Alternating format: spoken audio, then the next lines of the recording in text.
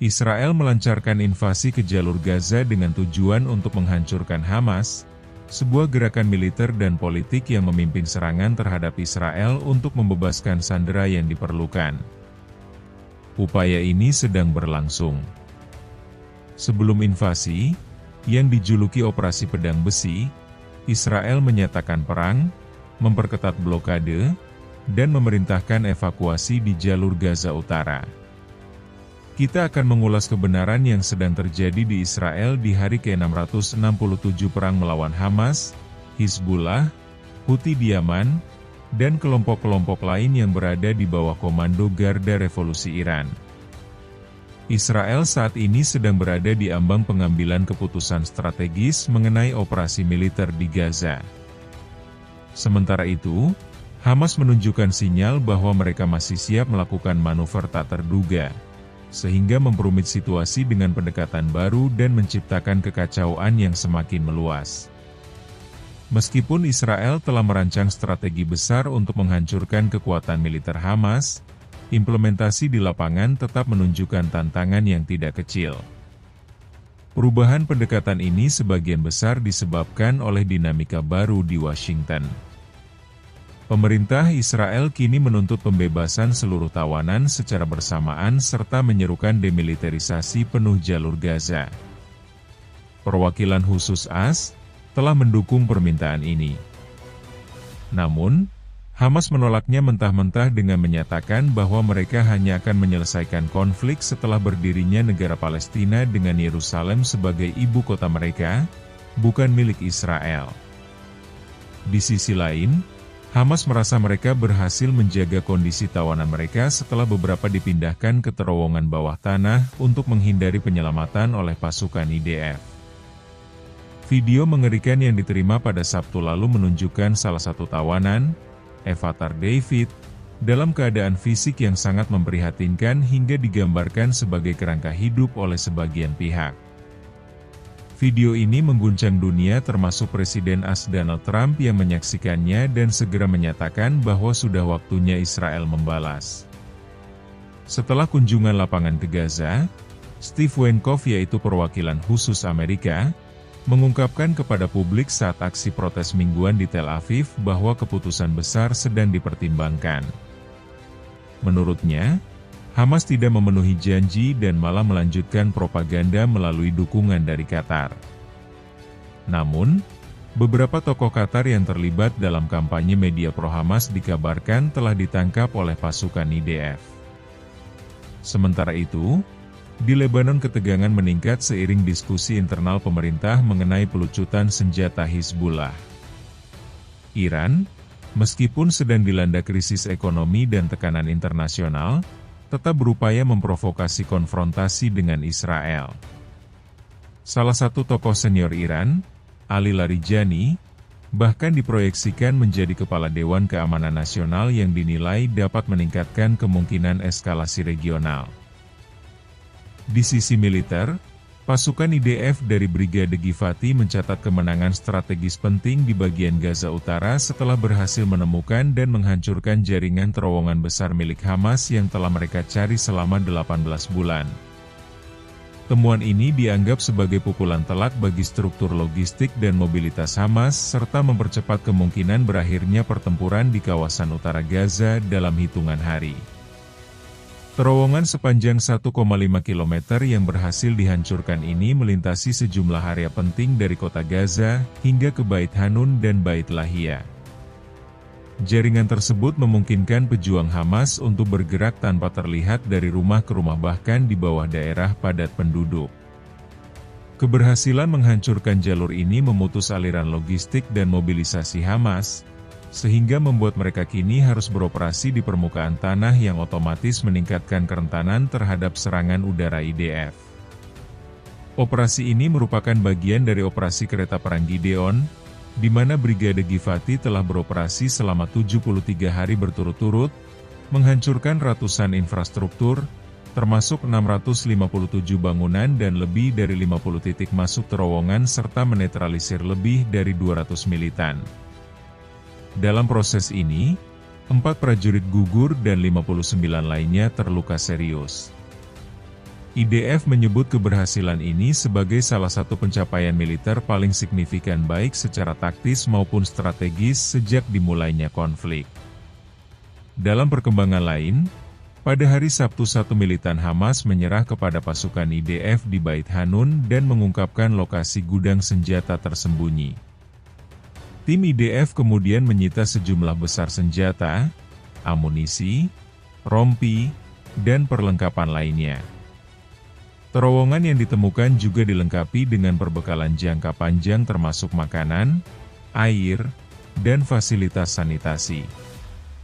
Keberhasilan ini juga mempercepat keruntuhan 3 dari 5 brigade utama militer Hamas, yakni Brigade Rafa, Brigade Han Yunis, dan Brigade Utara. Kini hanya tersisa 2 brigade aktif yang mempertahankan wilayah kota Gaza dan kamp pengungsi di sekitarnya. Namun, tantangan masih besar karena diyakini ribuan tawanan termasuk warga Israel masih disembunyikan di wilayah tersebut, kemungkinan besar di dalam jaringan bawah tanah. Namun sayangnya, banyak media internasional justru memilih untuk mengabaikan penderitaan ini. Menurut sumber AS, jika Hamas menolak ultimatum yang mencakup demilitarisasi, pembebasan seluruh tawanan, dan pembentukan pemerintahan transisi yang didukung AS di Gaza, maka Israel siap meluncurkan serangan militer besar-besaran untuk menghancurkan organisasi tersebut. Pada saat yang sama, dalam konferensi diplomatik di New York dan Qatar, 2 negara yang selama ini dianggap pendukung Hamas disebut mulai mengambil jarak. Mereka kini mendesak Hamas untuk menyerahkan kendali kepada otoritas Palestina dan menghentikan operasi militer kembali ke Lebanon. Pemerintah Lebanon kini sedang mempertimbangkan tekanan internasional untuk membubarkan kekuatan bersenjata Hizbullah dan mengembalikan kontrol penuh negara atas seluruh wilayahnya. Perancis, Arab Saudi, dan AS dikabarkan aktif mendorong proses ini. Akhir pekan lalu, delegasi khusus Amerika Serikat, Steve Witkoff, mengunjungi Israel dan langsung menuju perbatasan Gaza untuk meninjau kondisi secara langsung. Kunjungannya kemudian disusul oleh Duta Besar AS untuk Israel, Mike Huhabi. Hamas menanggapi kunjungan ini dengan merilis sebuah video mengerikan yang memperlihatkan kondisi Eviatar David, pemuda berusia 24 tahun yang ditangkap saat menghadiri festival musik Nova dan sejak saat itu ditahan di Gaza. Dalam video tersebut, Eviatar tampak sangat kurus hingga digambarkan seperti kerangka hidup. Hamas mengklaim bahwa ia diberi makanan dan minuman yang sama dengan yang dikonsumsi oleh para penculiknya. Namun, bukti dalam video justru membantah narasi itu. Seorang militan yang wajahnya tidak ditampilkan terlihat memberikan makanan kepada Eviatar. Namun kondisi tubuh militan tersebut dengan tangan dan lengan yang tampak sehat dan berisi sangat kontras dengan tubuh Eviatar yang begitu lemah. Analisis cepat mengungkapkan kontradiksi besar dalam klaim Hamas. Dalam video, Eviatar tampak menerima sepotong kecil makanan dan mengaku harus menunggu 2 hari untuk mendapatkan makanan berikutnya. Dia menjelaskan menu yang diberikan berupa lentil, biji-bijian, dan bahkan beberapa hari tanpa makanan sama sekali. Sementara itu, Talsam dan Omar Wankir, 2 santri yang pernah ditahan bersama Eviatar serta teman mereka, Gigil Boadalal, mengkonfirmasi bahwa para militan Hamas memiliki akses penuh ke makanan melimpah. Shaw menyebutkan bahwa hanya beberapa meter dari sel, pintu besi memisahkan mereka dari para militan yang hidup nyaman dengan persediaan daging, sayur, ikan, dan buah-buahan. Semuanya dicuri dari bantuan kemanusiaan yang sebenarnya ditujukan untuk warga Palestina. Menurut Shom, ini adalah bentuk kekejaman yang sengaja dipertontonkan oleh Hamas demi propaganda. Saat ini, Eviatar berada dalam kondisi kritis dengan penurunan berat badan mencapai 40 hingga 50 kg. Sam yakin bahwa Eviatar tidak akan bertahan lama jika tidak segera diberikan makanan dan perawatan medis.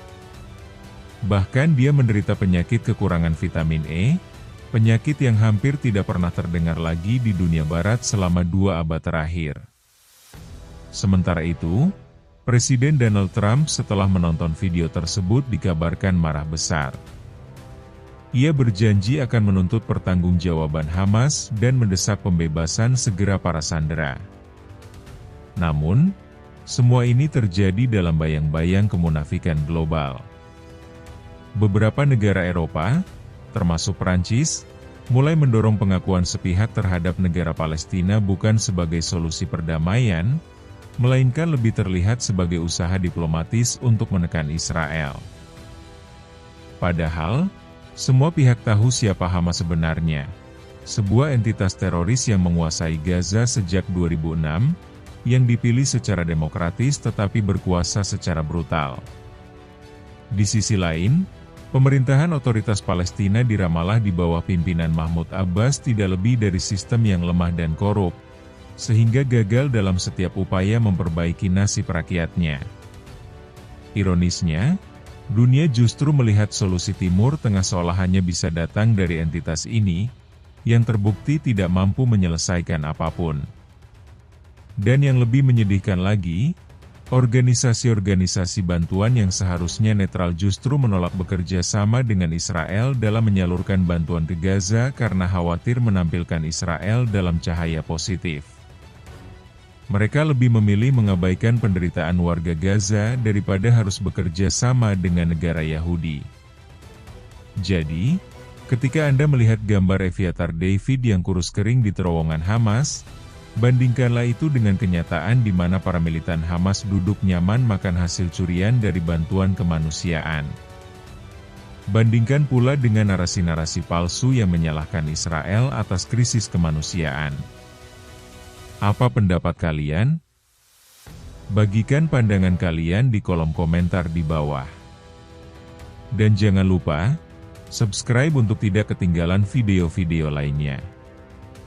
Sampai jumpa di video selanjutnya, terima kasih.